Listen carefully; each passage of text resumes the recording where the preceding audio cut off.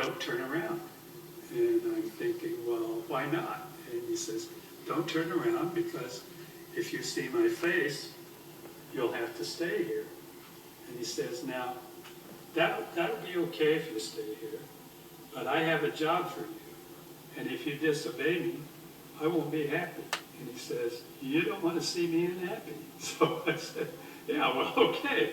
I better pay attention and do what he says. And then I said, you know, I know who you are. He said, oh, you do? And I said, yeah.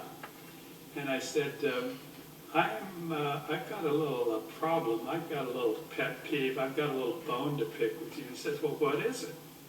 You know, it wasn't mad or anything, just a normal speaking voice. And I said, well, I know that a new generation is born every 10 years. And I know that if you take the square root of 3 generations, it only goes back to about, I think it's about 589 years. And I said, I know that in the Bible it says that Adam and Eve have been on the earth about 6,000 years, something like that. And he starts laughing. I said, well, what's so funny? He said, well, you are. I said, why? He said, your math is wrong. And then I just start thinking, I said, where did I get those numbers? I must have been crazy. I couldn't believe it. I said that because, you know, I kind of like prided myself on knowing math and science.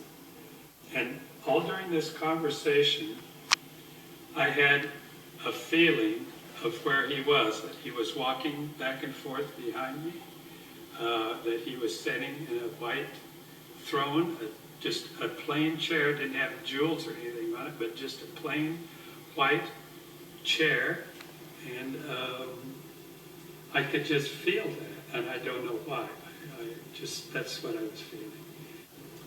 The next thing that happened is he said, do you have any more questions before you leave?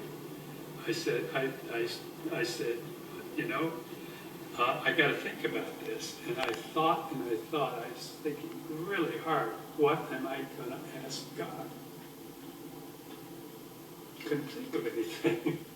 I wanted to be really smart enough to ask him something very pertinent. And so I said, well, I'm going to have to revert to an old cliche. What's the meaning of life? And he starts laughing again.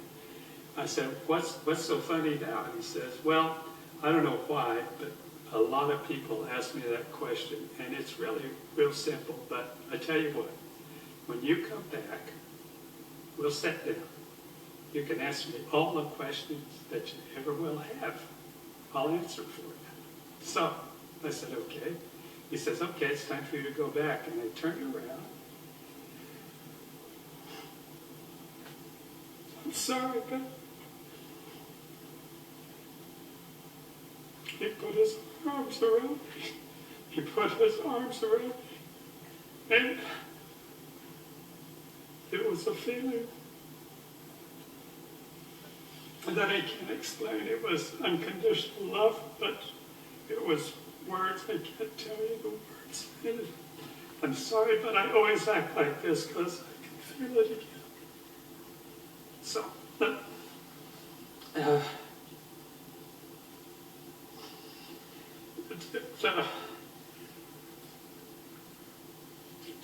changed my life. And the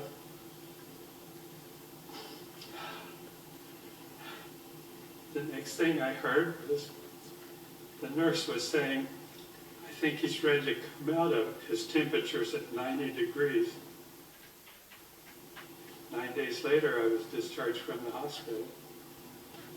First thing I wanted to do was go out and tell everybody I knew what happened to me. And I found out right away that was the wrong thing to do. Some people were okay with it. Some people just turned around and walked away from me as fast as they could. They were scared to death. They thought I'd lost my mind. But I'll have to tell you that my life has changed completely. I'm no longer afraid of death. All the problems that I thought were problems are all gone. I don't have any problems. I don't have anything that gets me down. A week later, a guy came in that I knew, and he said, I heard about your experience. I said, yeah, it happened. He said, I heard that you were, you had a near-death experience and that you were out for about an hour. And I said, yeah, that's true. He said, well, the same thing happened to me. I said, and then I asked him what the meaning of life was, and he says, oh, that's easy. It's all about love. That was the perfect answer. So I got that message right away. Now, I study the Bible, and it's taken me a long time. I've been doing it for 6 years. I'm up to Matthew. I've translated every word from the original manuscripts into English. I was baptized recently. People ask me questions about that. Well, why are you getting baptized now? And I said, because it's the right time. I don't know what else to tell them. I don't believe that you have to be baptized to go to heaven, but I know one thing. I want to follow what Jesus did. He set an example. I want to, so I did.